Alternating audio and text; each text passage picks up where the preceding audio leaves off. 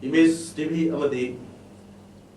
agenda kaksing ani na punna putok saba agenda today ngasi taruk saba episode asida kay kana na bagi image cable gi studio linking di basi why Mahendra Singh executive engineer PWD governor of Manipur amadi S Dugesho assistant engineer kaksing municipal council ni ahanuda ani putaran obseri nasi ekmena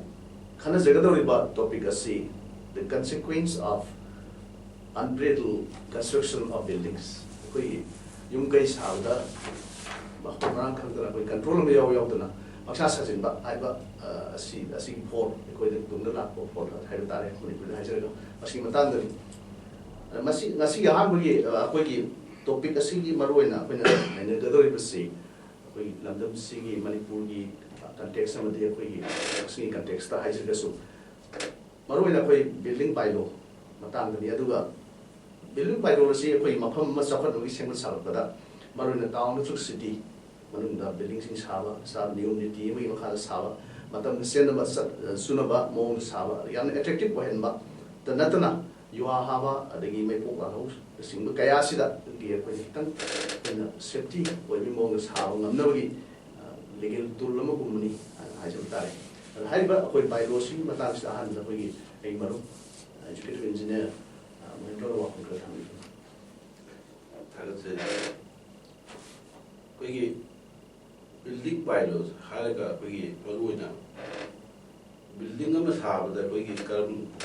karam ba niyom niti nga aga building ti saga ki haibisu koi building bylaw haina tamsan khangai aduga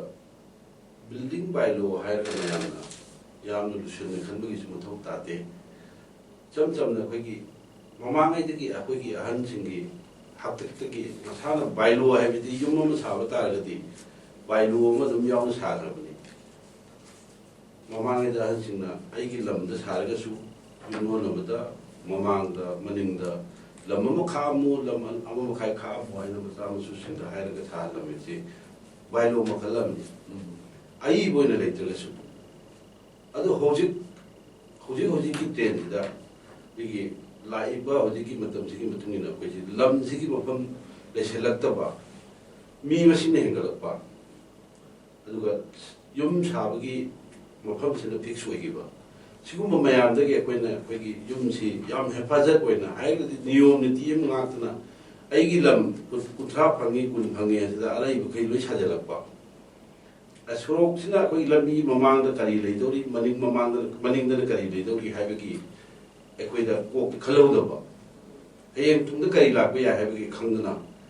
amaga paksa sajanna padagi o na matung da thukai na ba lambi pakthok pa ya ta ba sarkar gi development plan am lakpa da soi lakpa aduga lekai gi khangde kai khangde lambi ma lak mutam da koina yum sidagi hayeng khana chaina ba yum gi hala sajalu yum bu siga lekai ga khana chaina ba yaro ko mayam sigum mayam che koi aina ji hajer se koi local context ni adu basi india gi phom kadi mu masi thokni ga thai gi yamna lo ma khak yaudna koina ko ya sajala badagi sigum mayam se lei badagi koina maru oina india government na ministry of urban development na koi building model building bylaws hai nama India government nama phongki 2004 da aduga koi masi aham 2004 da phongding ida India government na masi 1970 da national building code hai nama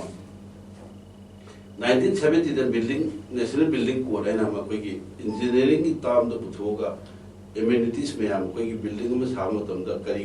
tobiya ke lam kayam ne ke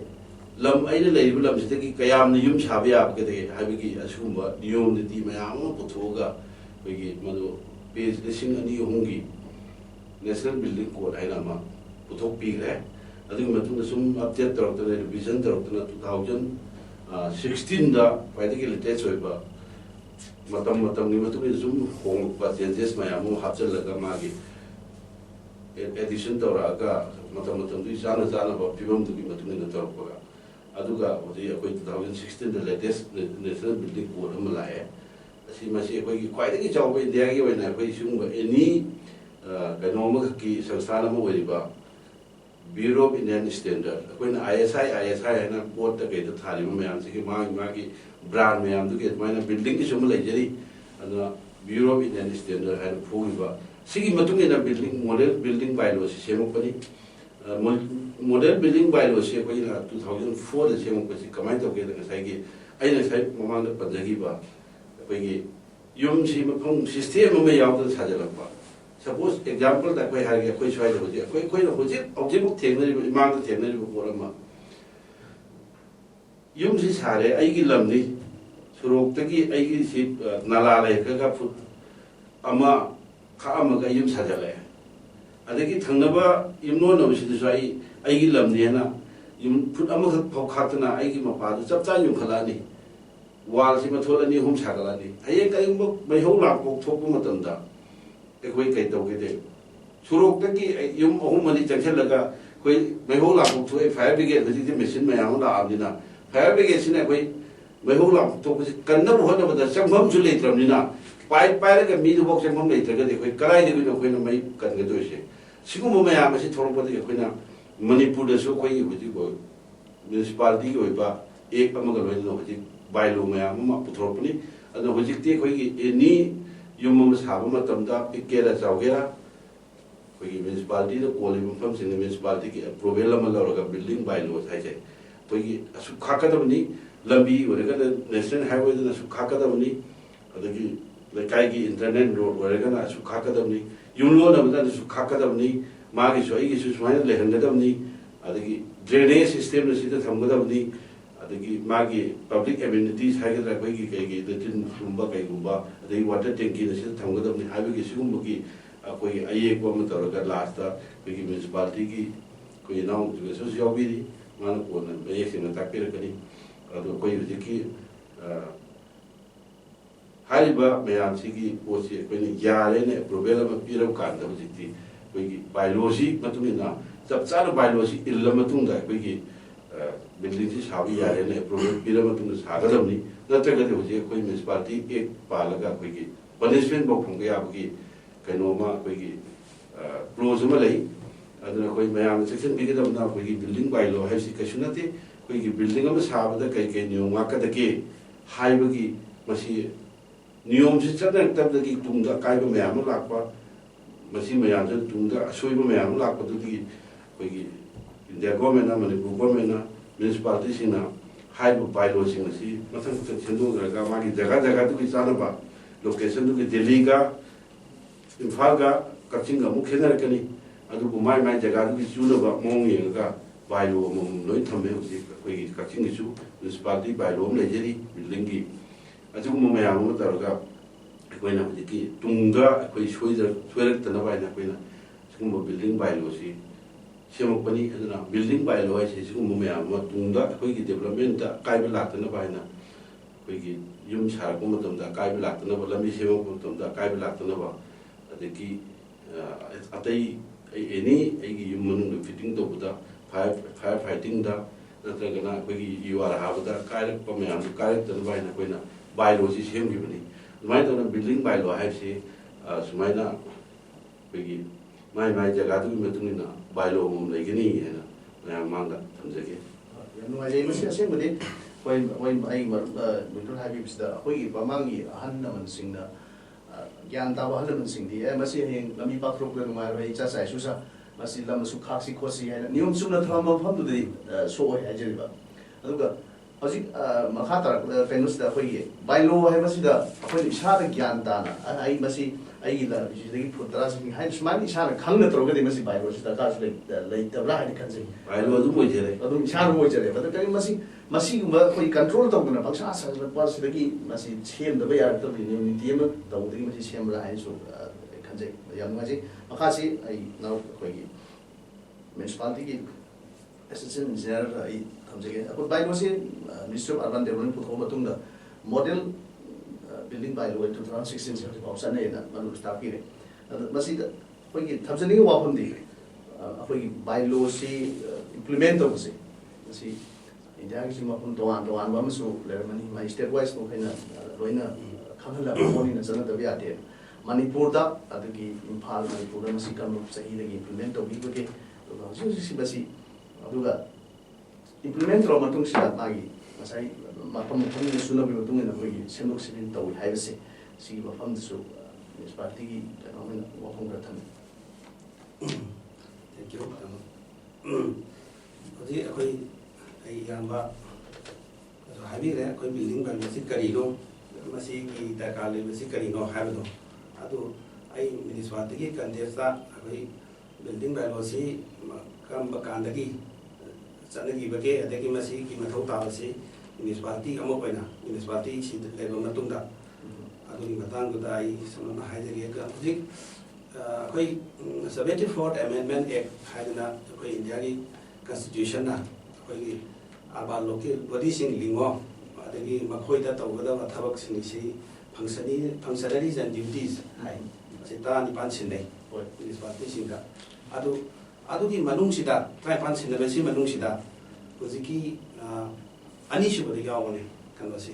ꯑꯩꯈꯣꯏꯒꯤ building ꯁꯥꯔꯤꯕ ꯀꯔꯤ ꯃꯌꯥꯝꯁꯤ control ꯇꯧꯅꯕꯁꯦ ꯃ꯭ꯌꯨꯅꯤꯁꯤꯄꯥꯂꯤꯇꯤꯅ ꯑꯗꯨꯅ ꯃꯁꯤꯒꯤꯁꯤ 1973ꯗ ꯑꯩꯈꯣꯏꯒꯤ ꯀꯩꯅꯣꯁꯤ 93ꯗ pass ꯇꯧꯕꯅꯤ ꯑꯦꯃꯦꯟꯃꯦꯟ ꯑꯦꯛꯁꯦ ꯑꯗꯨꯒꯤ ꯃꯃꯥꯡꯗꯁꯨ ꯃ꯭ꯌꯨꯅꯤꯁꯤꯄꯥꯂꯤꯇꯤꯁꯤ ꯂꯩꯔꯝꯃꯤ 1976 ꯃꯅꯤꯄꯨꯔ ꯃ꯭ꯌꯨꯅꯤꯁꯤꯄꯥꯂꯤꯇꯤꯁ ꯑꯦꯛ ꯍꯥꯏꯅ ꯑꯗꯨꯒꯤ ꯃꯈꯥꯗ ꯏꯝꯐꯥꯜꯁꯨ ꯂꯩꯔꯝꯃꯤ ꯀꯛꯆꯤꯡꯁꯨ ꯂꯩꯔꯝꯃꯤ ꯑꯗꯨꯒ ꯍꯧꯖꯤꯛꯀꯤ ꯑꯦꯃꯦꯟꯃꯦꯟꯁꯤ ꯇꯧꯔꯕ ꯃꯇꯨꯡꯗꯗꯤ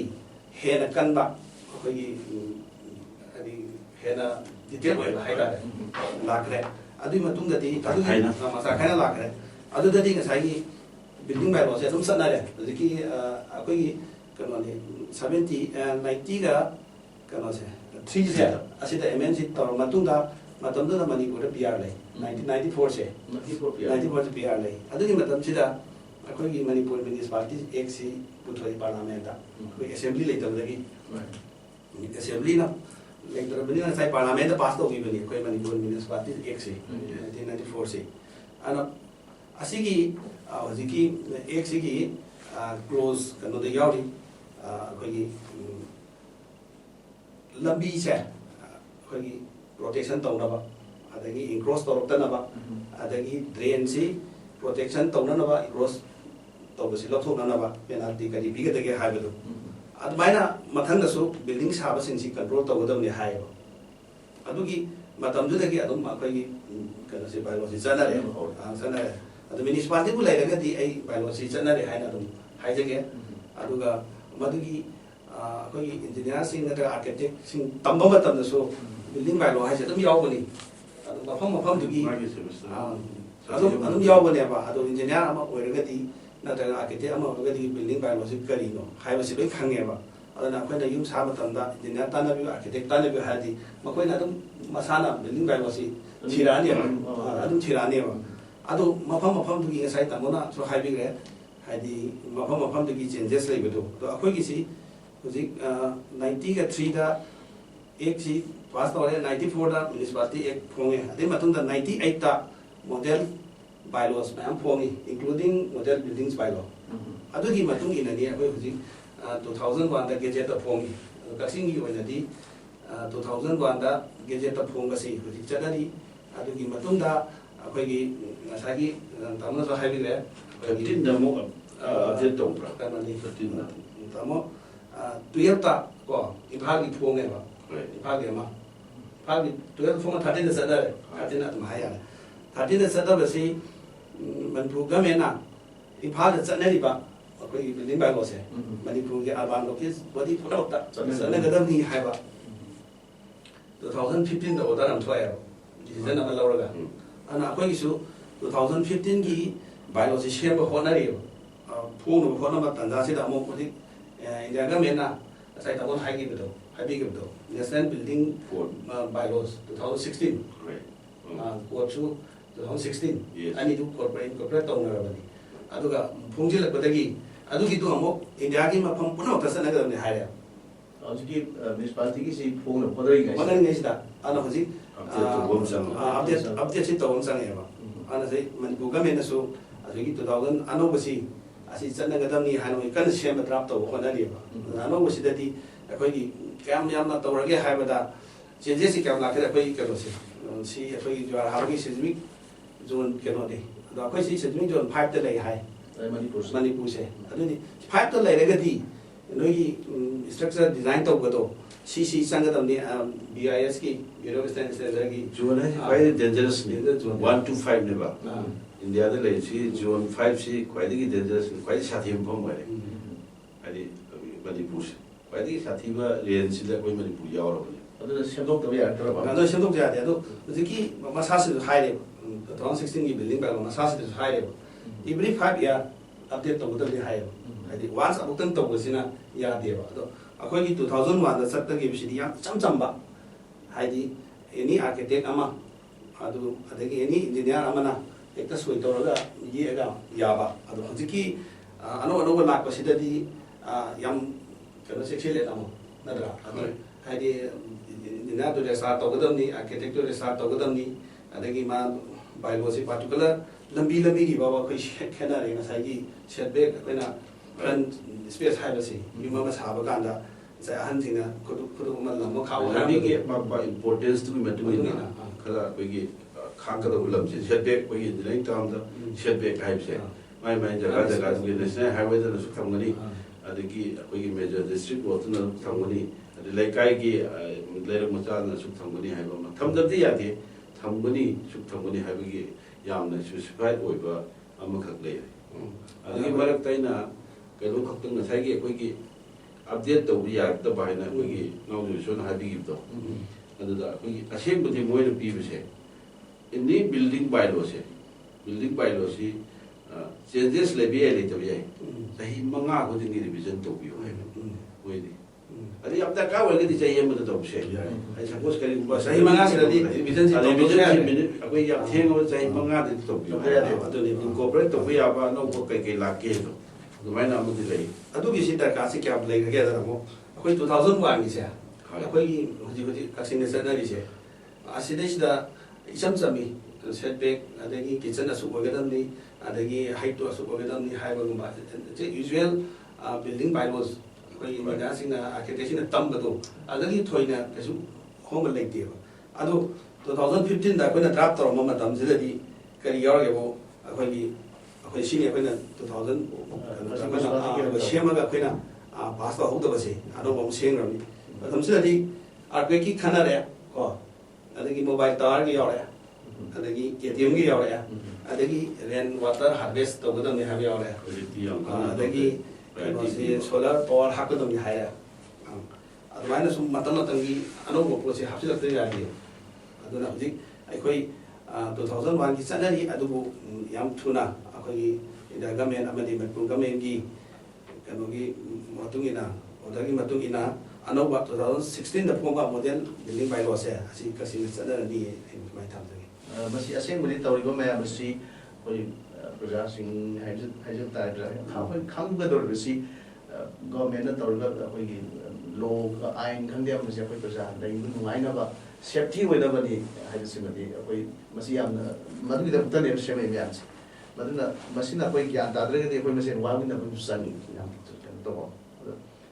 ꯃꯊꯪꯗ ꯃꯌꯥꯝꯁꯨ ꯅꯨꯡꯉꯥꯏꯖꯩ ꯁꯨꯝ ꯇꯥꯛꯄꯤꯕꯁꯤꯗ ꯃꯊꯪꯁꯤꯗ ꯑꯩꯈꯣꯏꯅ ꯍꯧꯖꯤꯛ ꯑꯩꯈꯣꯏ ꯌꯥꯝ ꯇꯣꯏꯅ ꯇꯧꯕ ꯑꯃ ꯃꯔꯨꯞ ꯑꯣꯏꯗ꯭ꯔꯣꯅ ꯂꯥꯛꯆꯒꯦ ꯑꯩꯈꯣꯏꯒꯤ ꯇꯣꯏꯂꯦꯠꯁꯤꯡ ꯂꯦꯇ꯭ꯔꯤꯟꯁꯤꯡꯁꯤ ꯑꯩꯈꯣꯏ ꯃꯅꯤꯡꯗꯁꯨ ꯑꯌꯥꯝꯕ ꯁꯥꯟꯅꯩ ꯃꯤꯁꯤꯡꯁꯤ ꯑꯗꯨꯝ ꯑꯩꯈꯣꯏꯒꯤ ꯀꯦꯅꯦꯜꯁꯤꯡꯁꯤꯗ ꯐꯠꯇꯕ ꯁꯤꯡꯁꯤ ꯊꯥꯗꯔꯒ ꯑꯩꯈꯣꯏꯒꯤ ꯃꯦꯟ ꯀꯦꯅꯦꯜ ꯑꯣꯏꯔꯤꯕ ꯑꯩꯈꯣꯏꯒꯤ ꯆꯥꯅ ꯊꯛꯅꯕ ꯑꯩꯈꯣꯏꯒꯤ ꯁꯤꯖꯤꯟꯅꯔꯤꯕꯁꯤꯡꯁꯦ ꯆꯦꯟꯊꯕ ꯑꯃ ꯍꯧꯖꯤꯛ ꯃꯁꯤ ꯌꯥꯝ ꯇꯣꯏꯅ ꯃꯁꯤ ꯒ꯭ꯌꯥꯟ ꯇꯥꯅꯗꯕ ꯑꯃ ꯌꯥꯎꯕꯒꯤꯔ ꯃꯁꯤ ꯌꯥꯝ ꯇꯣꯏꯅ ꯇꯧꯏ ꯃꯁꯤ ꯀꯔꯝꯕ ꯃꯑꯣꯡꯗ ꯇꯦꯛꯅꯤꯀꯦꯜꯂꯤ ꯑꯩꯈꯣꯏ ꯃꯌꯥꯝꯅ ꯇꯧꯔꯒꯁꯨ ꯃ꯭ꯌꯨꯅꯤꯁꯤꯄꯥꯂꯤꯇꯤꯒꯤꯁꯨ ꯌꯥꯎꯏ ꯃꯁꯤ ꯀꯔꯝꯍꯥꯏꯅ ꯇꯧꯔꯒ ꯃꯁꯤ ꯑꯩꯈꯣꯏ ꯁꯣꯜꯕ ꯇꯧꯅꯕ ꯂꯝꯕꯤꯁꯤ ꯀꯔꯝꯍꯥꯏꯅ ꯇꯧꯁꯤꯒꯦ ꯃꯁꯤ ꯀꯔꯝꯍꯥꯏꯅ ꯇꯧꯕꯒ ꯌꯥꯒꯗꯒꯦ ꯍꯥꯏꯕ ꯋꯥꯐꯝꯁꯤ ꯑꯩ ꯉꯁꯥꯏ ꯃꯃꯥꯡꯗ ꯍꯥꯏꯐꯦꯠ ꯆꯥꯎꯔꯥꯛꯄ ꯑꯃꯁꯨ ꯄꯣꯏꯟꯠ ꯖꯈ꯭ꯔꯦ ꯑꯩꯈꯣꯏꯒꯤ ꯃꯁꯤꯒꯤ drainage system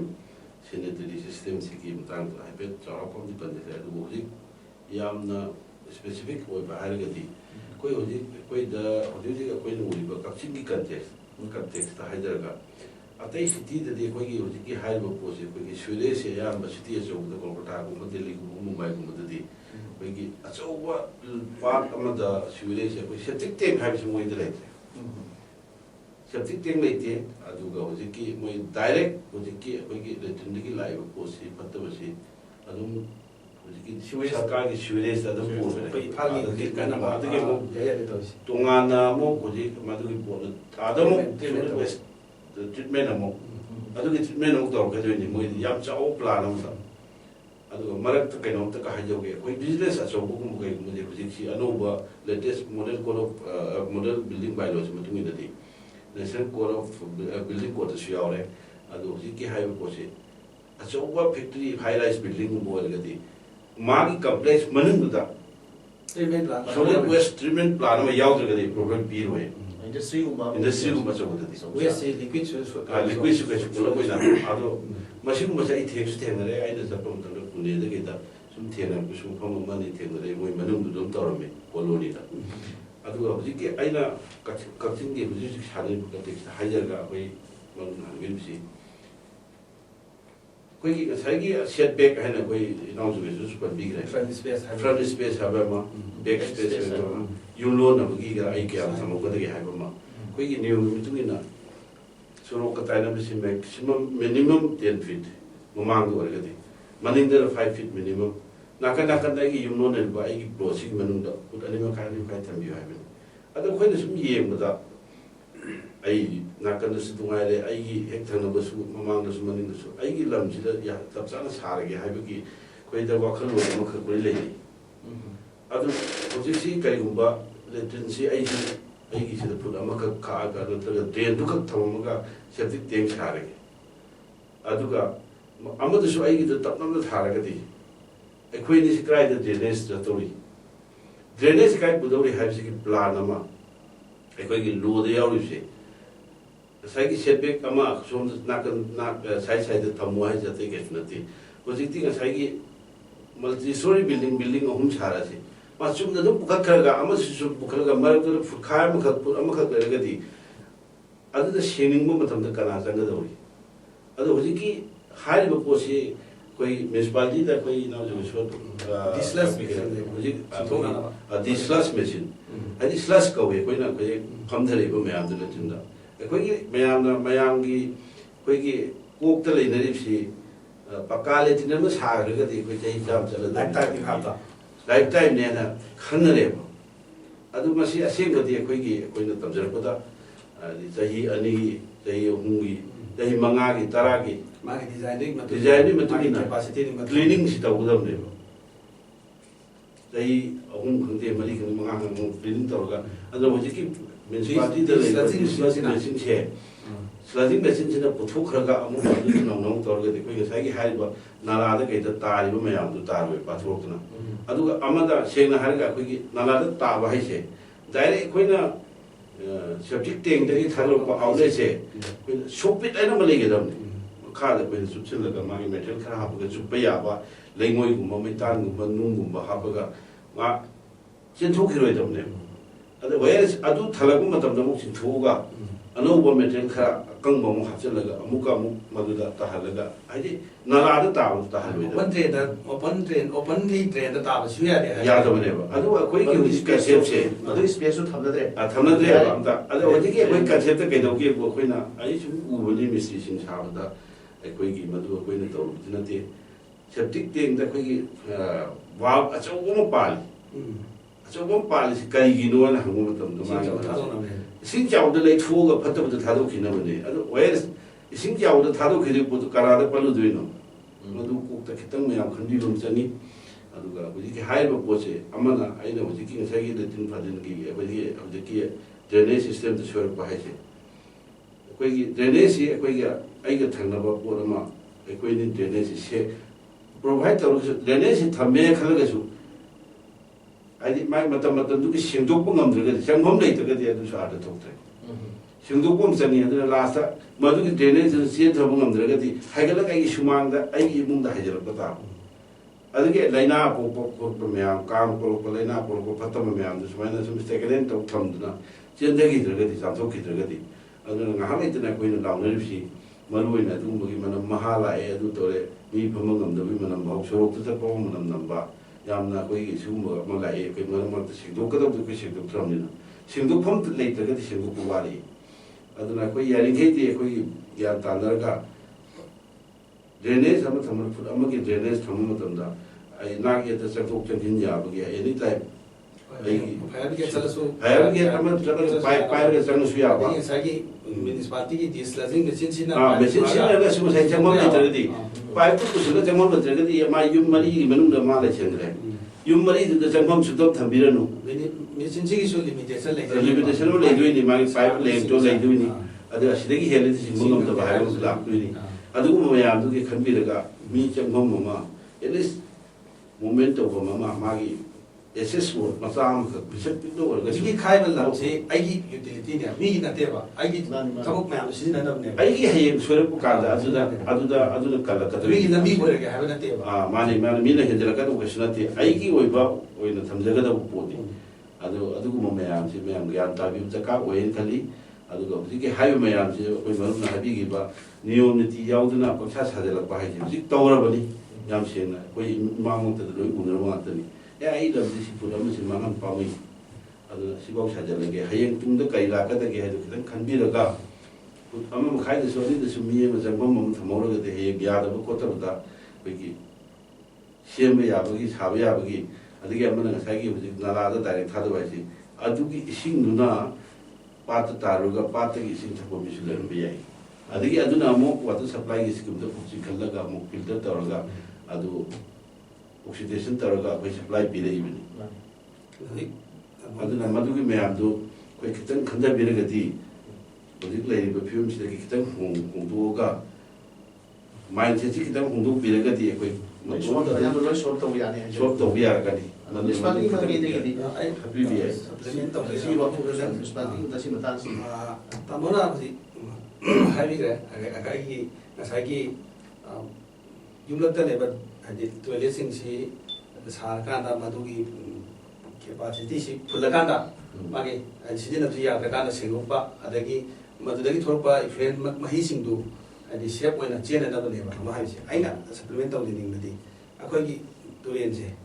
tulen se leram da ka sing se leram tulen se leram bagi ka sing kun se leram ala tulen mapanda toilet chaba tulen mapanda adagi tulen mapanda akoi ok loiba ko tulen na thada ba loin samsang lu wa ta akoi gi kaksin gi akoi gi water supply gi intake lai gi se asigi main town se gi just main town gi beginning ni highway haidi residential area si hoba lai ni sing ji ga famji adu huji akoi ni sing ji thingat pa matam da se akoi gi bazar area se khida hena moli se gi sida swai asli sida akoi contaminated water se leiba matamda asigi ising si akoi intake water supply gi local pump se asi yonam sado ba ji kasuna te yam nat pa po de kilometer amana te ba si 500 meter khari wa de ba aduna haidi ai gi shoi draga lo re har ga toilet si mahi si letin si mahi si ising da thada re toilet da adu gi do akoi thakpa yawe ma su thakpa yaw ni adu ising du adum akoi ne si khan si da akoi gi water supply da akoi gi filter to ni se akoi mahi khap pe ai tamu ade sediment ai di pham dhar pa ya ba po si ti lokthop pe ai chemical poisoning hai chi lokthop pe ai chemical poisoning hai ba si di ising de lo la ga su hena mapa ka la kan ya se bacterial ai mahi matai asi di sing lo la kan si gi ne ba mai de lo la kan ko adu chemical poisoning si di hena sathi do ni aduna aina sagalapda to pa hena sathe chemical reaction ada aina hygienic bedi akhoi tulen mapanda tulen khonungda or any water body mayada toilet ha base asi foot yang khai degi na sam hom manung apa hoi septic tank huji ki tamang sa habi do se sopit ke phadana ha bagati around say 100 ki 100 ki ta su ya aduga pit kuma ya phadana ha pragati 100 tagi mapanda thambi hai ba like the haiji ana akhoi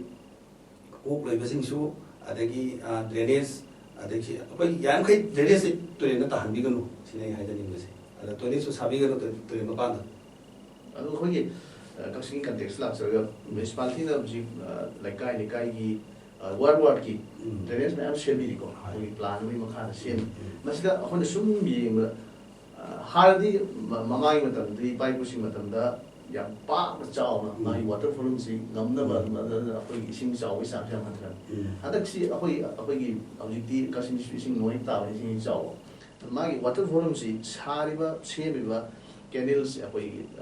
खुलक की candle मसा मसा to को ma'am सिसिगा charger तब volume ना हेनबा अदगी बिलामाती संसादिनु परे मपान guide नमी सेमिबा सारिबा से technically सुम येंबा कितन पिक लोय वे मसी कंट्रोल से म्युनिसिपालिटी तरोग तविब्रा नत्रगा अखोई तिगादा अदुना मागी कैनोम सुम तौब्रा आबि पोना चुमी नामोना हाबेरिसे अदगी इसिंग से नाहलाइदगी अखोई नुंग ताबगी स्टाइल सु खेदारे हानादी नुंग से याम चांग अमदा जिना अखोई डाउनपोर गा हाइदब तागा सिना तो हाइदर पी अदगी सागी तादगा सुता है तादबी अदगी सागी अदुना सागी हाना जेंसी चावबा चा मानर फावबदा हाना ले इसिंग दे चिन चिनबो ngomba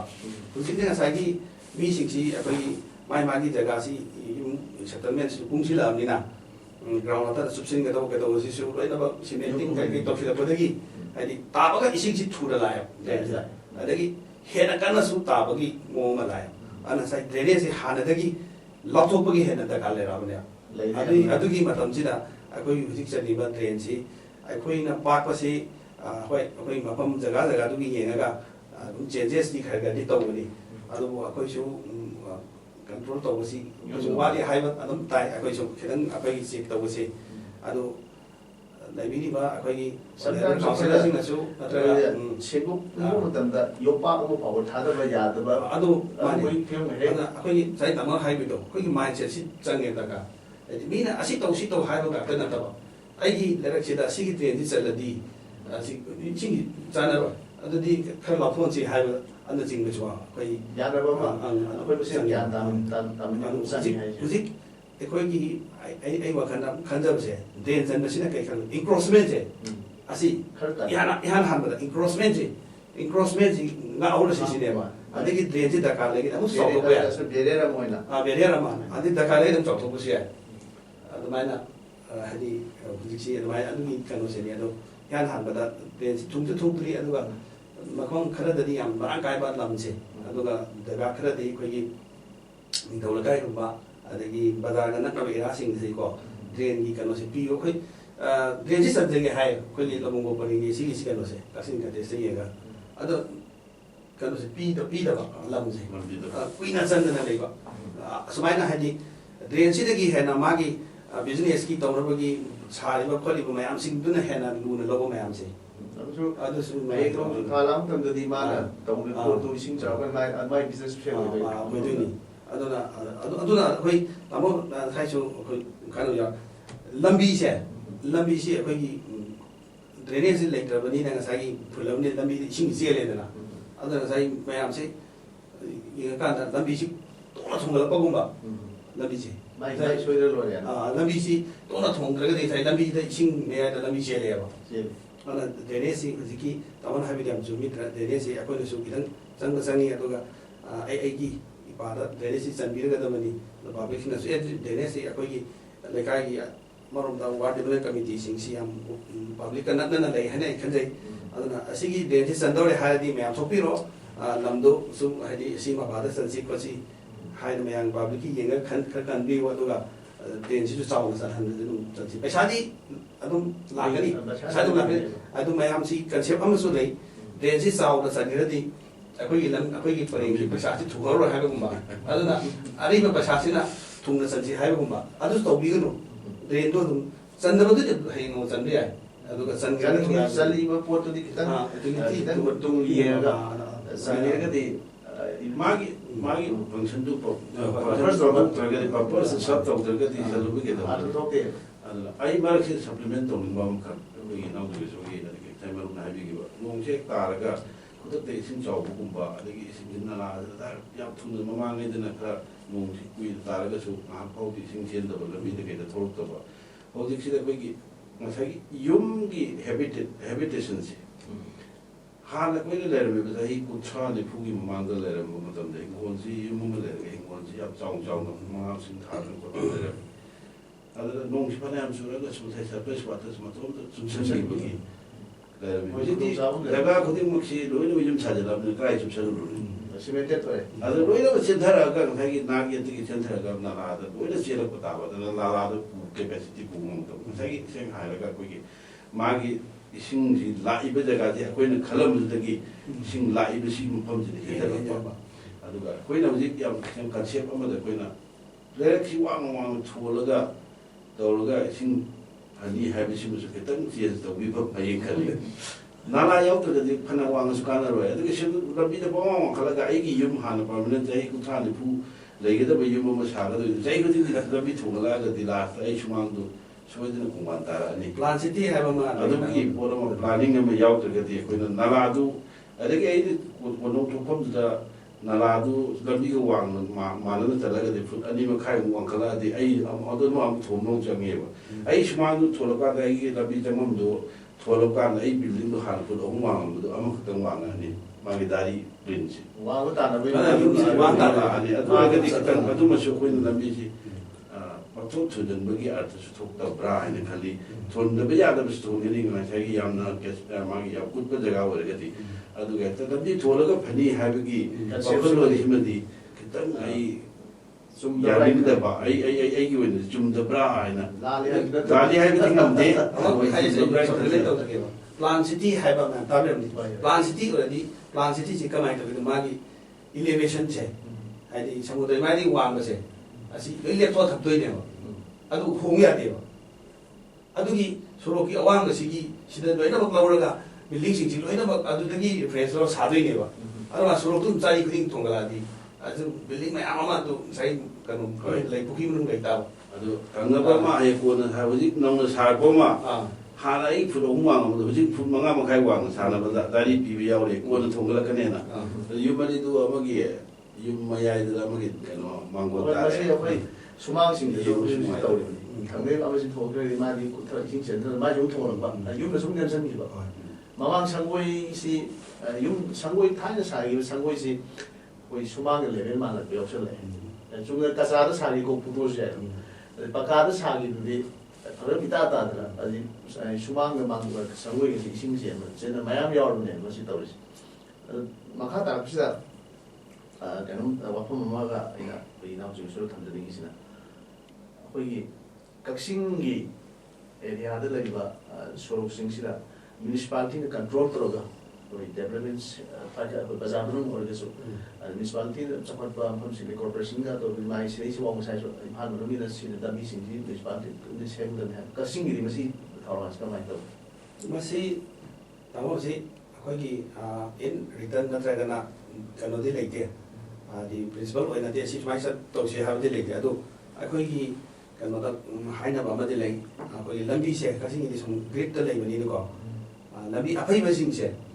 akoi kanudaso damoso kangmebne municipal road hainale apai basingse aduga ayung basingsina mostly kharabudi adum municipality da lei ado ayamana PWD road la hamsin do bolai PWD road da lei ba aduna saigi apai basingsi semba ado sembasi damo hai do koi lambi si maintain tawa black topic ke tawise municipality na ngamdabadina asigi se ada municipality na ngamdabada hai gadra na sinada hai gadra ngamdra madu wadu na sakai sinaba hai ba musunati koina leidi municipal road haiga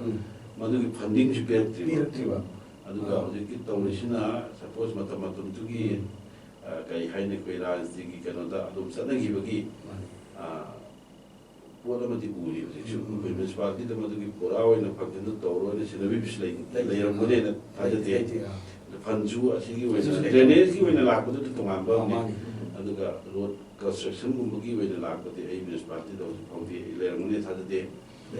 Adu pun macam adu kaido kerja muka mengi su, tahu sih layar mudi ini, water supply juga itu kerja, ada ikan, adu misalnya, agak mereka, aku ini local body sini hek nengai tahu nggak sih, aku ini dengar point try pandu. Kita nggak mana sinau hara, atau man bukan mana kau di sini di tol tes kumba, solid waste kumba, patah hobi kunggar luar kumba, atau atai baru ibarat development di sini di hara na, tahu di sana. Jadi kalau sini kan desa su, apa ibarat sing sini aku ina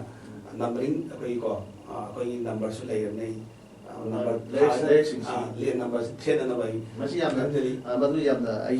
masih yang itu kali. Aku 2006 lagi mana siapa mana? Ni mana aku ingat sini laga. Aku ibawa ini kumbada ꯇꯨꯡꯗ ꯂꯥꯛꯏꯕ ꯑꯉꯥꯡꯁꯤꯡꯁꯦ future ꯑꯩꯈꯣꯏꯒꯤ ꯖꯦꯅꯦꯔꯦꯁꯟꯒꯤ ꯑꯉꯥꯡꯁꯤꯡꯁꯤꯅ ꯁꯤ ꯄꯔꯦꯡꯁꯤ ꯀꯔꯤ ꯀꯧꯏꯒꯦ ꯑꯣꯖꯥꯗꯨꯒꯤ ꯄꯔꯦꯡ ꯑꯃꯨꯛ ꯍꯥꯏꯔꯕ ꯑꯣꯖꯥꯗꯨ ꯂꯩꯇ꯭ꯔꯀꯥꯟꯗ ꯑꯃꯨꯛ ꯑꯗꯨ ꯉꯥꯎꯕꯗ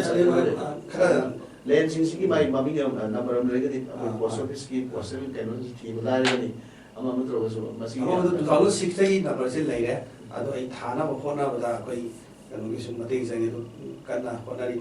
ꯈꯤꯇꯪ ꯃꯇꯝ ꯈꯔꯒꯤ ꯃꯇꯨꯡꯗ ꯁꯣꯏꯅ ꯊꯦꯠꯄ ꯍꯧꯒꯦꯅ ꯈꯟꯖꯔꯤ 2006ꯇꯒꯤ ꯂꯣꯏꯅꯃꯛ ꯅꯝꯕꯔꯁꯤ ꯁꯦꯝꯃꯒ ꯂꯩꯔꯦ ꯑꯗꯨ ꯉꯁꯥꯏ ꯑꯩꯈꯣꯏꯅ ꯂꯩꯔꯛꯁꯤꯡꯁꯤ ꯗ꯭ꯔꯦꯅꯦꯖꯀꯤꯗꯤ ꯑꯩꯈꯣꯏꯅ ꯍꯧꯔꯦ ꯑꯗꯨ ꯍꯧꯖꯤꯛꯀꯤ ꯂꯝꯕꯤ ꯕ꯭ꯂꯦꯛ ꯇꯣꯞꯄꯤꯡ ꯀꯔꯤꯒꯤꯗꯤ ꯑꯩꯈꯣꯏꯗ ꯎꯄꯥꯏ ꯂꯩꯇꯦ ꯃꯁꯤ ꯏꯟꯀꯝ ꯌꯥꯝ ꯂꯥꯛꯄ ꯏꯟꯀꯝ ꯌꯥꯝ ꯂꯥꯛꯄ ꯑꯆꯧꯕ ꯁꯤꯇꯤ ꯑꯃ ꯑꯣꯏꯔꯒꯗꯤ ꯏꯟꯀꯝꯁꯨ ꯌꯥꯝ ꯂꯥꯛꯀꯗꯕ ꯇꯦꯛꯁ ꯑꯣꯏꯔꯒꯁꯨ ꯁꯤꯗ ꯌꯥꯝꯁꯨ ꯆꯥꯎꯕ ꯅꯠꯇꯕ ꯑꯗꯨꯅꯁꯨ ꯃꯔꯨ ꯑꯣꯏꯒꯅꯤ ꯑꯗꯨ ꯂꯝꯕꯤꯁꯤꯡꯁꯤꯗ ꯉꯁꯥꯏ ꯑꯩꯈꯣꯏ ꯃꯔꯝꯅ ꯁꯨꯝ ꯊꯣꯡꯒꯠꯄꯁꯤꯗ ꯀꯛꯆꯤꯡ ꯕꯖꯥꯔꯒꯤ ꯕꯤꯖꯤꯅꯦꯁ ꯑꯁꯤ ꯇꯧꯈꯤꯕꯁꯤ ꯕꯖꯥꯔꯁꯤ ꯄꯨꯈ꯭ꯔꯤ ꯑꯣꯟꯈꯤꯕꯒꯤ ꯃꯑꯣꯡꯗ ꯂꯩꯁꯜꯂꯛꯑꯦꯕ ꯁꯨꯝ ꯏꯁꯤꯡꯗꯨ ꯂꯝꯕꯤ ꯀꯨꯠ ꯂꯝꯕꯤꯅ ꯁꯨꯝ ꯊꯣꯡꯒꯠꯄ ꯃꯁꯤꯒꯤ ꯑꯩꯈꯣꯏꯒꯤ ꯀꯟꯁꯦꯞꯁꯤꯃꯗꯤ ꯃꯁꯤꯗꯤ ꯆꯨꯝꯗꯕ꯭ꯔꯥ ꯍꯥꯏꯅ ꯈꯟꯖꯩ ꯃꯔꯨꯞꯇ ꯑꯩꯅ ꯀꯩꯅꯣꯝꯇꯪꯒ ꯃꯔꯛꯁꯤꯗ ꯍꯧꯖꯤꯛꯀꯤ ꯑꯩꯈꯣꯏꯒꯤ ꯀ꯭ꯔꯣꯁ ꯔꯣꯗꯁꯤꯡꯁꯦ ꯑꯩꯈꯣꯏꯒꯤ ꯂꯩꯔꯛ ꯑꯌꯨꯡꯕꯅ ꯑꯌꯨꯡꯕ ꯑꯣꯏꯈ꯭ꯔꯦ ꯅꯥꯀꯟꯗ ꯑꯩꯈꯣꯏ ꯂꯩꯔꯛ ꯑꯗꯨ ꯄꯔꯦꯡ ꯑꯗꯥ ꯄꯔꯦꯡ ꯍꯥꯏꯅ ꯑꯩꯈꯣꯏꯅ ꯆꯠꯅꯔꯤꯕꯁꯦ ꯑꯩꯅ ꯁꯨꯝ ꯃꯄꯥꯟꯗ ꯊꯦꯡꯅꯖꯔꯛꯄ ꯕꯦꯡꯒ꯭ꯂꯣꯔꯗ ꯀꯩꯗ ꯁꯨꯝ ꯊꯦꯡꯅꯔꯛꯄꯗ ꯑꯩꯈꯣꯏꯒꯤ ꯃꯃꯤꯡꯃꯛ ꯂꯩꯇ꯭ꯔꯒꯁꯨꯀꯣ ꯃꯣꯏꯒꯤ ꯀꯩꯅꯣꯒꯤ ꯖꯒꯥꯗꯨꯒꯤ ꯑꯣꯏꯅ ꯂꯩꯔꯛꯀꯤ ꯁꯨꯃꯥꯏꯅ ꯀ꯭ꯔꯣꯁ ꯆꯠꯄꯁꯦ 6 ꯂꯩꯔꯦ ꯐꯥꯔꯁ ꯀ꯭ꯔꯣꯁ ꯁꯦꯀꯦꯟ ꯀ꯭ꯔꯣꯁ ꯊꯥꯔꯠ ꯀ꯭ꯔꯣꯁ 6 ꯀ꯭ꯔꯣꯁ ꯍꯥꯏꯔꯒ ꯑꯗꯨꯝ ꯈꯪꯅꯩꯌꯦꯕ ꯑꯗꯨꯃꯥꯏꯅ ꯑꯩꯈꯣꯏꯒꯤꯁꯨ ꯁꯄꯣꯁ ꯀꯩꯅꯣꯒꯤ ꯂꯝꯕꯤ ꯅꯝꯕꯔ 6 ꯑꯩꯈꯣꯏꯒꯤ ꯃꯌꯥꯏꯒꯤ ꯑꯩꯈꯣꯏꯒꯤ ꯂꯝꯕꯤꯒꯤ ꯇꯧꯕꯗꯗꯤ ꯍꯥꯞꯄꯦꯕ ꯁꯨꯃꯥꯏꯅ ꯌꯥꯝꯅ ꯑꯥꯏꯗꯦꯟꯇꯤꯐꯥꯏ ꯇꯧꯕꯗꯤ ꯌꯥꯝ ꯅꯨꯡꯉꯥꯏꯕ ꯉꯁꯥꯏ ꯑꯩꯈꯣꯏ ꯃꯔꯨꯞꯅ ꯍꯥꯏꯕꯤꯈꯤꯕ ꯀꯅꯥꯒꯨꯝꯕ ꯂꯥꯛꯑꯒ ꯁꯤ ꯑꯗꯨꯒꯤ ꯂꯝꯕꯤꯗꯨ ꯀꯌꯥꯅꯣ ꯍꯥꯏꯕ ꯀꯥꯟꯗ ꯑꯗꯨꯒꯤ ꯄꯔꯦꯡꯗ ꯆꯠꯂꯨ ꯍꯥꯏꯕꯗꯨ ꯃꯥꯁꯨ ꯀꯥꯎꯊꯣꯛꯈ꯭ꯔꯒ ꯃꯤ ꯑꯃꯃꯨꯛ ꯍꯪꯖꯜꯂꯨ ꯃꯄꯥꯟꯗꯒꯤ ꯃꯤ ꯑꯃ ꯂꯥꯛꯑꯒꯗꯤ ꯑꯩꯈꯣꯏ ꯑꯗꯨꯒꯤ ꯀꯩꯅꯣꯗꯣ ꯇꯣꯜꯆꯧ ꯂꯝꯕꯤ ꯇꯣꯜꯆꯧ ꯁꯄꯣꯁ ꯑꯗꯨ ꯍꯥꯏꯔꯒꯗꯤ ꯃꯤꯗꯨꯅ ꯀꯩꯁꯨ ꯒ꯭ꯌꯥꯟ ꯇꯥꯔꯣꯏ ꯍꯣꯏ ꯍꯧꯖꯤꯛꯀꯤ ꯂꯦꯟ ꯅꯝꯕꯔ 6ꯇꯨ ꯑꯗꯨ ꯑꯣꯏꯔꯒꯗꯤ ꯔꯣꯗ ꯅꯝꯕꯔ 5ꯇꯨ ꯑꯗꯨꯗ ꯍꯪꯕꯤꯌꯨ ꯑꯗꯣ ꯑꯗꯩ ꯑꯉꯥꯡꯁꯤꯡꯁꯨ ꯑꯗꯨ ꯈꯪꯉꯒꯗꯤ 60 ꯑꯥꯗ ꯂꯩꯔꯝꯅꯤ 40 ꯑꯥꯁꯤ ꯂꯩꯔꯝꯅꯤ ꯍꯥꯏꯕꯒꯤ ꯌꯥꯝ ꯂꯥꯏꯅ ꯑꯥꯏꯗꯦꯟꯇꯤꯐꯥꯏ ꯇꯧꯕ ꯌꯥꯕꯒꯤ ꯑꯃꯁꯨ ꯂꯩ ꯑꯗꯨꯃꯥꯏꯅ ꯑꯃ ꯁꯤꯟꯕꯤꯕ ꯀꯩꯅꯣꯗ ꯂꯩ ꯅꯦꯁꯅꯦꯜ ꯑꯔꯕꯥꯟ ꯏꯟꯐꯣꯔꯃꯦꯁꯟ ꯁꯤꯁꯇꯦꯝ ꯍꯥꯏꯕ ꯑꯃ ꯂꯩꯅꯤꯀꯣ ꯑꯗ NUID ꯍꯥꯏꯕ ꯑꯃꯗꯤ ꯅꯦꯁꯅꯦꯜ ꯌꯨꯅꯤꯛ ꯑꯥꯏꯗꯦꯟꯇꯤꯇꯤ ꯅꯝꯕꯔ ꯍꯥꯏꯕ ꯑꯃ ꯑꯗꯨꯗ ꯑꯩꯈꯣꯏꯒꯤ ꯑꯗꯨꯒꯤ ꯇ꯭ꯔꯦꯅꯤꯡꯗꯣ ꯑꯩ ꯆꯠꯆꯩ ꯑꯩꯈꯣꯏ ꯀꯛꯆꯤꯡꯁꯨ ꯏꯝꯐꯥꯜꯒ ꯀꯛꯆꯤꯡꯒ ꯈꯜꯂꯦꯕ ꯏꯝꯐꯥꯜꯒꯤꯗꯤ ꯃꯤ ꯂꯥꯛꯇꯦ ꯀꯛꯆꯤꯡꯒꯤꯁꯨ ꯑꯗꯨꯗ ꯃꯣꯏꯅ ꯍꯥꯏꯌꯦꯕ ꯅꯪꯒꯤ ꯄꯨꯈ꯭ꯔꯤ ꯑꯃ ꯅꯠꯇ꯭ꯔꯒꯅ ꯇꯦꯕꯜ ꯑꯃ ꯅꯠꯇ꯭ꯔꯒꯅ ꯂꯝꯕꯤ ꯑꯃ ꯀꯣ ꯑꯗꯨ ꯑꯁꯤꯒꯤꯁꯤ ꯏꯟꯗꯤꯌꯥꯒꯤ ꯃꯦꯞꯇ ꯍꯥꯞꯄ ꯌꯥꯅꯕ ꯅꯠꯇ꯭ꯔꯒ ꯏꯟꯗꯤꯌꯥꯒꯤ ꯀꯩꯅꯣ ꯁ꯭ꯇꯦꯇꯤꯁꯇ ꯍꯥꯞꯄ ꯌꯥꯅꯕ ꯅꯝꯕꯔꯤꯡ ꯇꯧꯒꯗꯕꯅꯤ ꯍꯥꯏꯌꯦꯕ ꯅꯦꯁꯅꯦꯜ ꯑꯔꯕꯥꯟ ꯏꯟꯐꯣꯔꯃꯦꯁꯟ ꯁꯤꯁꯇꯦꯝ ꯍꯥꯏꯕ ꯑꯃ ꯑꯩꯈꯣꯏꯒꯤ ꯑꯗꯒꯤ national UID NUID national urban ꯑꯩꯈꯣꯏꯒꯤ ꯏꯟꯐꯣꯔꯃꯦꯁꯟ ꯁꯤꯁꯇꯦꯝꯁꯤ ꯃꯈꯥꯗ UIDB ꯌꯨꯅꯤꯛ ꯑꯥꯏꯗꯦꯟꯇꯤꯇꯤ ꯅꯝꯕꯔ ꯑꯩꯈꯣꯏꯒꯤ ꯂꯩꯔꯤꯕ ꯑꯔꯕꯥꯟ ꯐꯤꯆꯔ ꯃꯌꯥꯝꯁꯦ ꯄꯨꯈ꯭ꯔꯤ ꯑꯗꯒꯤ ꯄꯥꯠ ꯇꯨꯔꯦꯟ ꯂꯝꯕꯤ ꯑꯁꯤ ꯃꯌꯥꯝꯁꯤꯡꯁꯤꯒꯤ ꯑꯩꯈꯣꯏꯒꯤ ꯅꯝꯕꯔ ꯑꯃ ꯑꯣꯜ ꯏꯟꯗꯤꯌꯥꯒꯤ ꯑꯣꯏꯅ ꯅꯝꯕꯔ ꯊꯣꯟꯕ ꯌꯥꯅꯕ ꯁꯦ ꯃꯅꯤꯄꯨꯔꯒꯤ 14 ꯀꯣꯗ ꯅꯝꯕꯔꯁꯦ ꯑꯗꯒꯤ ꯊꯧꯕꯥꯜ ꯗꯤꯁꯇ꯭ꯔꯤꯛꯀꯤ 05 ꯑꯁꯨꯃꯥꯏꯅ ꯑꯗꯩ ꯀꯛꯆꯤꯡꯒꯤ 007 ꯁꯨꯃꯥꯏꯅ ꯐꯣꯔ ꯑꯦꯛꯖꯥꯝꯄꯜ ꯑꯗꯩꯗꯤ ꯋꯥꯔꯗ ꯅꯝꯕꯔ ꯀꯌꯥ ꯀꯛꯆꯤꯡ ꯌꯧꯔꯛꯑꯗꯤ ꯑꯗꯒꯤ ꯂꯝꯕꯤ ꯀꯌꯥ ꯑꯁꯨꯃꯥꯏꯅ ꯍꯥꯏꯗꯤ ꯂꯝꯕꯤꯁꯤ ꯊꯣꯟꯕ ꯌꯥꯕꯒꯤ ꯅꯝꯕꯔꯁꯤ ꯑꯩꯈꯣꯏꯗ ꯇ꯭ꯔꯦꯅꯤꯡꯗꯨꯗ ꯑꯗꯨꯝ ꯇꯥꯛꯄꯤꯔꯛꯏ ꯑꯗꯨꯅ ꯀꯛꯆꯤꯡꯒꯤꯁꯨ ꯑꯩꯈꯣꯏ ꯍꯧꯖꯤꯛꯀꯤ ꯍꯥꯏꯕꯁꯤ 2006ꯇꯒꯤ ꯑꯩꯈꯣꯏ ꯂꯝꯕꯤꯁꯤꯡꯁꯤꯒꯤ ꯅꯝꯕꯔ ꯂꯣꯏꯅꯃꯛ ꯑꯩꯈꯣꯏ ꯁꯦꯝꯃꯒ ꯂꯩ ꯑꯩꯈꯣꯏꯒꯤ ꯑꯣꯐꯤꯁꯤꯌꯦꯜ ꯑꯩꯈꯣꯏꯒꯤ ꯃ꯭ꯌꯨꯅꯤꯁꯤꯄꯥꯂꯤꯇꯤ ꯃꯅꯨꯡꯗꯗꯤ ꯗꯤꯕꯂꯞꯃꯦꯟꯒꯤ ꯂꯝꯕꯤꯁꯦ ꯑꯗꯨꯝ ꯅꯝꯕꯔꯁꯦ ꯍꯥꯞꯄꯤ ꯑꯗꯣ ꯄꯕ꯭ꯂꯤꯛꯇ ꯗꯤꯁꯄ꯭ꯂꯦ ꯇꯧꯒꯗꯕꯁꯤ ꯁꯨꯝ ꯇꯧꯁꯤ ꯍꯥꯏꯔꯒ ꯑꯩꯈꯣꯏ ꯉꯝꯗꯅ ꯂꯩꯔꯦ ꯑꯗꯨ ꯊꯨꯅ ꯇꯧꯅꯕ ꯍꯣꯠꯅꯖꯒꯦ ꯌꯥꯝ ꯅꯨꯡꯉꯥꯏꯖꯔꯦ ꯃꯈꯥ ꯇꯥꯕꯗ ꯑꯩꯈꯣꯏ ꯃꯔꯨꯞꯇꯒꯤ ꯀꯩꯅꯣꯝꯃ ꯁꯨꯝ ꯈꯪꯖꯅꯤꯡꯉꯤꯁꯦ ꯃꯌꯥꯝꯗꯤ ꯍꯥꯏꯕꯤꯈ꯭ꯔꯦ ꯄ꯭ꯔꯖꯥꯁꯤꯡꯁꯤꯗ ꯑꯩꯈꯣꯏꯅ ꯍꯦꯟꯅ ꯈꯪꯍꯟꯅꯤꯡꯉꯤ ꯑꯩꯈꯣꯏꯅ ꯃꯄꯥꯡꯒꯤ ꯌꯨꯝ ꯀꯩꯁꯤꯡꯁꯦ ꯑꯩꯈꯣꯏ ꯕꯖꯥꯔ ꯃꯅꯨꯡꯁꯤꯁꯨ ꯃꯥꯒꯤ ꯕꯥꯏꯂꯣꯁꯤ ꯏꯟꯗꯅ ꯄꯪꯁꯥ ꯁꯥꯁꯟꯈ꯭ꯔꯦ ꯍꯧꯖꯤꯛꯁꯦ ꯀꯟꯇ꯭ꯔꯣꯜ ꯑꯃ ꯌꯥꯎꯗꯅ ꯑꯗꯣ ꯍꯌꯦꯡ ꯅꯦꯆꯔꯦꯜ ꯀꯂꯥꯃꯤꯇꯤ ꯑꯃ ꯏꯁꯤꯡ ꯏꯆꯥꯎ ꯈꯪꯗꯦ ꯌꯨꯍꯥ ꯍꯥꯕ ꯈꯪꯗꯦ ꯃꯁꯤ ꯂꯥꯛꯄ ꯃꯇꯝꯗꯗꯤ ꯑꯩꯈꯣꯏ ꯍꯧꯖꯤꯛ ꯑꯣꯏꯔꯤꯕ ꯐꯤꯕꯝꯁꯤꯅ ꯑꯩꯈꯣꯏꯗ ꯃꯗꯨꯒꯤ ꯑꯩꯈꯣꯏ ꯃꯗꯨꯅ ꯄꯤꯒꯗꯧꯔꯤꯕ ꯏꯝꯄꯦꯛꯁꯤꯡꯁꯦ ꯃꯁꯤ ꯀꯗꯥꯏ ꯐꯥꯎꯕ ꯁꯣꯟꯒꯗꯒꯦ ꯍꯥꯏꯕꯁꯤꯃ ꯁꯣꯟꯕ ꯌꯥꯕꯒꯤ ꯄꯣꯁꯤꯕꯤꯂꯤꯇꯤ ꯍꯣꯏ ꯑꯩꯈꯣꯏ ꯃꯔꯨꯞꯇꯨꯅ ꯇꯥꯛꯄꯤꯕꯁꯦ ꯍꯧꯖꯤꯛꯀꯤ ꯑꯩꯈꯣꯏꯅ ꯉꯁꯥꯏ ꯍꯥꯟꯅ ꯑꯩꯈꯣꯏꯅ ꯁꯥꯈꯤꯕ ꯍꯟꯗꯛꯇ ꯀꯨꯏꯗ꯭ꯔꯤꯉꯩꯗ ꯑꯩꯈꯣꯏꯅ ꯏꯝꯐꯥꯜꯗ ꯕꯤꯜꯗꯤꯡ ꯑꯔꯤꯕ ꯑꯃ ꯅꯤꯡꯈꯥꯏꯗꯅ ꯃꯇꯨꯡ ꯅꯤꯡꯈꯥꯏꯔꯛꯄꯗ ꯀꯩꯁꯨꯝ ꯑꯗꯨ ꯑꯩꯈꯣꯏꯒꯤ ꯌꯨ ꯑꯥꯔ ꯍꯥꯗꯅ ꯈꯣꯠꯇꯅ ꯇꯧꯈꯤꯕ ꯅꯠꯇꯦ ꯉꯁꯥꯏꯒꯤ ꯄꯣꯠꯊꯣꯛ ꯅꯨꯄꯤ ꯑꯃ ꯁꯤꯈꯤꯕꯒꯤ ꯀꯩꯅꯣꯗꯣ ꯑꯩꯈꯣꯏ ꯃꯁꯤ ꯊꯣꯛꯂꯛꯑꯣꯏ ꯍꯥꯏꯕꯒꯤ हाईवे याद वाबने कोई बिल्डिंग मैम से सम सिटी कोलकाता में कुन तरा बिल्डिंग से येंशन वालोब सुपरविजन वाट लोकल बॉडी कोऑपरेशन हजिकी कईदे मोइन सर्वे चलगा तुंगा एनी युवा हाब खंदे नोंग कन्न ताब बिल्डिंग कायबे याबगी मचा मोय फैक्टर बिल्डिंग सुम युशलागा पोसे हजिक मोय कन्न सर्वे चलगा एक यादबसिंगसे बिल्डिंग से हजिक इंजीनियरिंग से मोय इंजीनियर सिंग थारगा मोय टेक्निकल पर्सन से थारगा टेस्ट तौरगा यारोइदबसिंग कोई डिमोलिश तौ थुगाइबसे हजिक तौरी सिटी सिंग अदुमाइना कोई इशू हजिक हाना सिस्टमेटिक ओइदना कोई मतमदुदा कोई आदि कुइद्री कक्सिंग कोइना आर्किटेक्ट इंजीनियर की नॉलेज खरगा यारो युम सानै कुइद्री हाइजेबा अदगे साई कोई नाउ जुएसन पंबिगिबा मणिपुर से कोई इंडिया की क्वाइदगी साथीबा युआर हाबी मम की मनुन चलीबा जोन 5 है अदना कोई मसीगी पोसी जोन 5 है पोसी लाकानदि हाना कोइना तोरम से कोइना सुम थेना जबदा यो छुलो यावदना युम सारगा पथोलनी स्लेप हाइरम बसु याव थुगारक मतलब बाजार दस थेना ग्रे अदगी अखोगी ममांग दा कोई eviction to bukan pada eviction to bukan isu jauh jauh itu macam tu dah. Ada ini thena building khara. Youth am khat tahu orang salah heran bukan am tu macam tu dah. Koi siam caung lagi berapa lagi tu berapa. 1930 ada ada history ki macam tu 35 36 tadi koi caung pun thoki hai. Tu recently koi thoki si 2016 17 cuai dah 6.7 6.8 kumbama. When the teenage is over, the skill that they can talk to I probably like we are we can more you predict all this 8 for your other day. When a Charlie young guys in Chicken Quay at Wakey seismic group and seismic resistant China. Masi hapaga sabi hoba ketang so koina ai tamoga madate koina ngasi proof hai bachile proof hai bachile ai koi si koi hayeng nipan da sa koi nipan yo koi nipan hapo ga hayeng taragi la agati adu just koina shape we ba attention ate building ni kai ga mi je do nang agati mi shi bi ni shape we da ba si building ni kai bi ai adu building ni kai da na sa ba adi koi kana su ngam hai di कोई सिगी कोई ना prediction पीबंग हम तब बोली ना कराई भाव में किसी कहीं हम ना करेंगे तो हम बिना हाथों ही हरम से क्वाइट की जापान है जी क्वाइट की यार अगर हमने टेक्नोलॉजी क्वाइट वांग हमने अदुम वो ये improve तौन सीरी अदुना कोई सी मसी कितने मसी की फैक्टर से मत कंसीडर तो होगा मज़ंगी तो हाने की लाइबा कोई हाने लेने में आंसे कोई ये जुम हुआ हाई दी साइकी भाई ना हाई की बात साइकी थाज़े तो ना थोड़ा पा कनोमला आगती शोर पे या कोई चांस जरूर नहीं मुझे जो मैं कोई ना ऊपर बिल्डिंग नहीं बता क्योंकि तो हम मरी का साबा कितन कोशी हाने की कंसेप्ट अलीबा ममांगे की मिस्ट्री ना सेक्शन दी सारा मनी तो वो सही हाई कोशी कोई यो सही से मतलब सोचल तो नहीं पेड़ का अदर कोई ने अब तो इना मधु की maintenance ngam Dahil yang mana ni dah masih kariwali kaya tu isi macam mana mungkin kita kan macam kira long lasting lebih. Nanti lagi di gate taruh tu nama tu madu foto. Ayi ningkar pun tu. Ningkar itu je ayi nanti apa. Ayi ningkar ke thangna masuk tasen beri kati.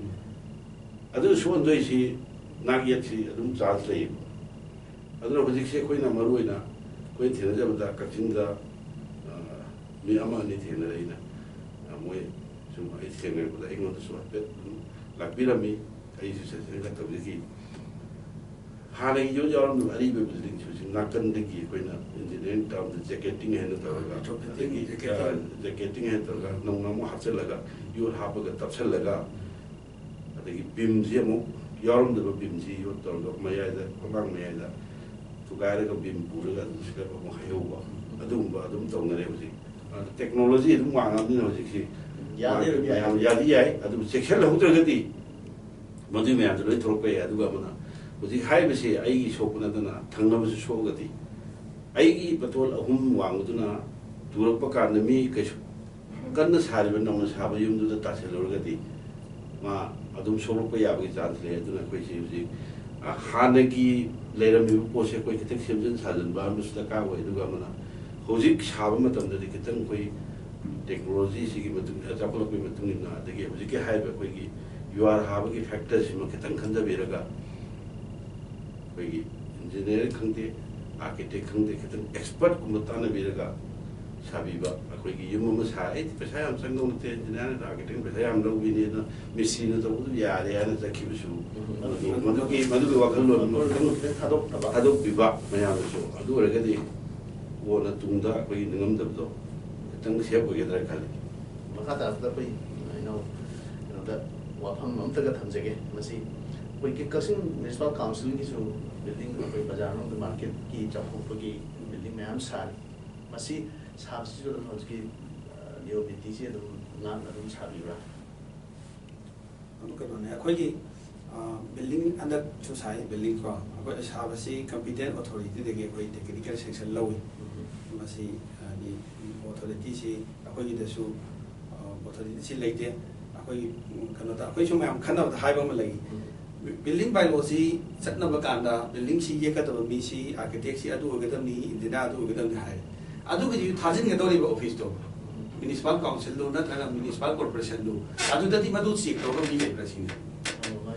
Qualified होता हाय अदु check तो मी ले Brava सिने में हम हांगी सी अदु जुमे मदु building inspector को अदु अखोगी बिल्डिंग स्टेट की पॉलिसी दा कनोगी लेवल दा को डिस्ट्रिक्ट की लेवल दा अदगी स्टेट की लेवल दा अदगी टेक्निकल सेल सेम न होनरी अदु हुजिकी ओइनदी अखोई टाउन प्लानिंग नत्रगा टाउन प्लानिंग ना पीबा डिपार्टमेंट दा अखोई सटकनी हाइदी टेक्निकल सेक्शन जी कदम दगी लोगदगी खोखदि हाइबदो सि मता से मुआय अदु अखोई बिल्डिंग सी बायलॉ सी अखोई सनरे लोगे हारे ने को कसिंग की बाउंड्री सिटी याम डिस्टिंक्ट ओइन लेबा हाइदी म्युनिसिपल बाउंड्री हाइ सी गेजेटेड अखोई नोटिफाइड एरिया हाइबा अखोई लाइन दा सटपनेबा ताक नंबर से सिगी लाइन सिमा पासे ना म्युनिसिपल कोइ ओइद्रिबा सि मनुङ से ना म्युनिसिपालिटी ओइद्रिबा अदु हुजिकि अर्बानाइज तौरपनिना अखोई एडजॉइनिंग एरिया सिंग जे थंगनबा जगह सिंग सि सिदसु बिल्डिंग साबि के मयाम लाएबा अदु मोगिसु अदु लौगे हाइरेबा